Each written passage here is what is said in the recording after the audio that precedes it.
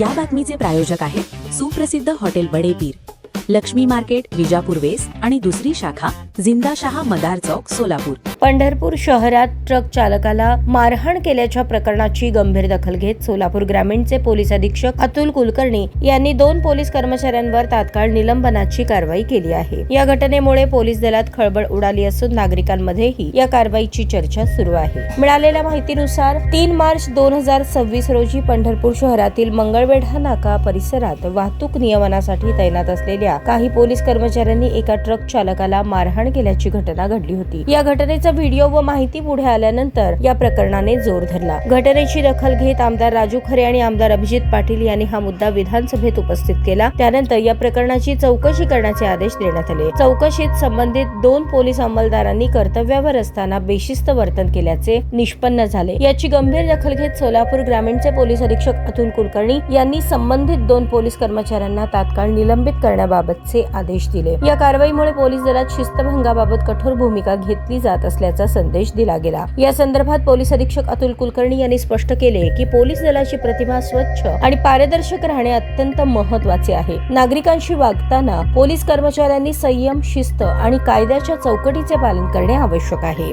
दरम्यान या कारवाईमुळे पोलीस प्रशासन नागरिकांच्या सुरक्षिततेसाठी कटिबद्ध असल्याचे पुन्हा एकदा स्पष्ट झाले असून अशा प्रकारच्या घटना टाळण्यासाठी पोलीस दलात शिस्त राखण्यावर भर दिला जात असल्याचे सांगण्यात येत आहे. ताज्या बातम्या पाहण्यासाठी प्राईम महाराष्ट्र न्यूज चॅनलला सबस्क्राईब करा.